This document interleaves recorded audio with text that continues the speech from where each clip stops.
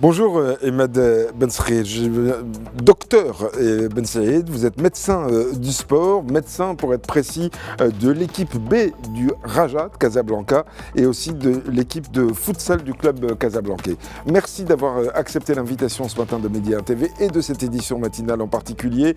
Bienvenue avec vous, on va parler des blessures évidemment et aussi de ce qui peut passer dans la tête des joueurs lorsque ils ont été touchés. Des joueurs qui sont sélectionnés mais incertains. Il y en a trois principalement dans la liste qui a été dévoilée par Walid Regragui. Là, on vient de l'entendre, le sélectionneur, il a parlé de Egaman, mais il n'y a pas que lui. Il y a bien sûr Hakimi, et puis il y en a d'autres qui voilà, sont pas vraiment dans la forme la plus grande qui puisse y avoir avant une compétition telle que la CAN. D'après vous, qu'est-ce qui se passe en ce moment dans la tête du sélectionneur lorsque il met sur sa liste, quand il dépose sur sa liste des joueurs qui ne sont pas capables de disputer 90 minutes d'un match, surtout d'une compétition comme la CAN? Ouais, je vous remercie, Monsieur Mbarki, pour l'invitation. Par rapport à la sélection marocaine, moi, je pense que Walid Regragui, il est conscient de ses choix et il prend le risque, comme il dit, il prend le risque de prendre des joueurs blessés. Par contre, il a son staff médical, les joueurs ils sont bien suivis et pour lui, s'il a une chance de les avoir, ne serait-ce que quelques minutes, comme il dit, ben c'est bon pour lui, c'est bon pour l'équipe nationale.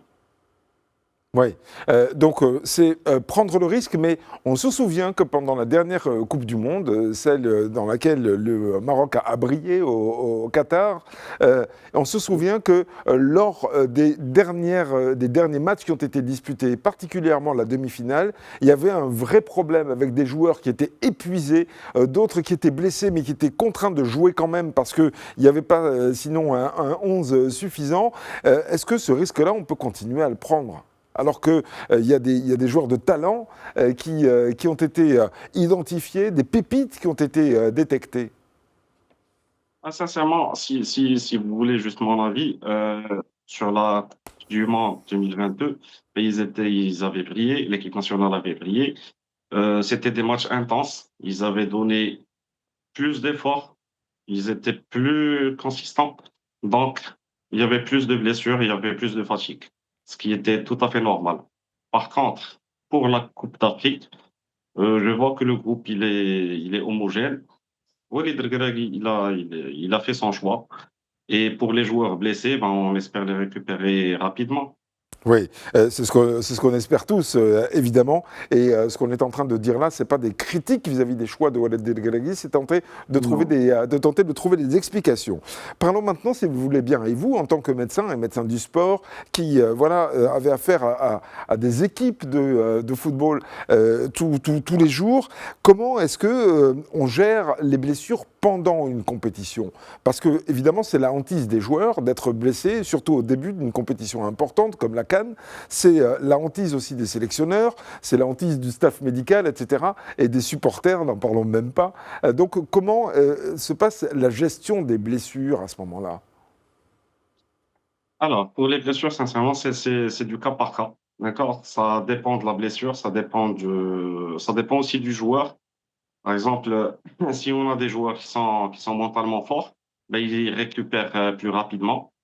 S'il y a des joueurs qui sont un peu moins forts mentalement, ben, la durée de traitement, elle se prolonge. Alors, sinon, pour pour des cas comme ça, bah, on essaie de faire de notre mieux. On essaie de traiter les joueurs aussi sur sur le physique, mais aussi sur le mental. Oui, donc aider les joueurs aussi mentalement à surmonter les blessures, parce que c'est vrai que Oui, ça peut être une difficulté de se dire, oui, bon, j'ai un adducteur, j'ai une blessure ici ou là à la cheville, etc., ou à la cuisse, enfin j'en passe, et donc ça m'est difficile de me donner à 100% sur le terrain, alors que médicalement, vous vous dites, mais non, vous en êtes capable, donc il faut que les deux oui. soient en harmonie. Effectivement, c'est tout à fait ça. Si le joueur, donc on joue beaucoup plus sur le moral des joueurs. que sur le physique. Encore, le physique, c'est des soins, c'est des mécanismes qui sont décrits.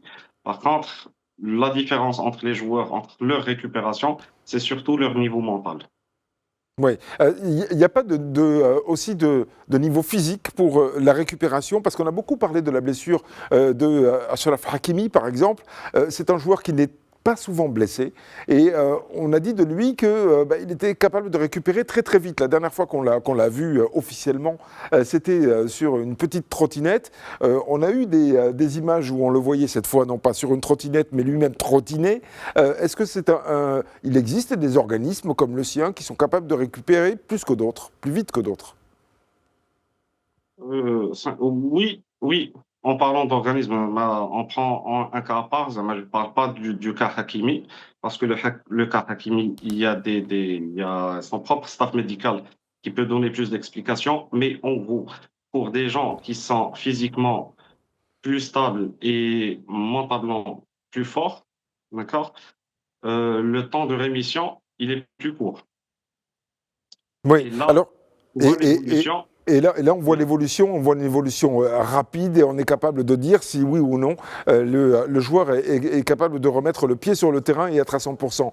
Une dernière question, si vous le voulez bien, parce que évidemment on est pris par le temps, malheureusement, parce qu'on aurait passé des heures à vous écouter, mais en ce moment, justement, à propos de Achraf Hakimi, il y a non seulement le staff médical de l'équipe nationale marocaine qui s'occupe de lui, mais il y a aussi le staff médical de son club, le Paris Saint-Germain.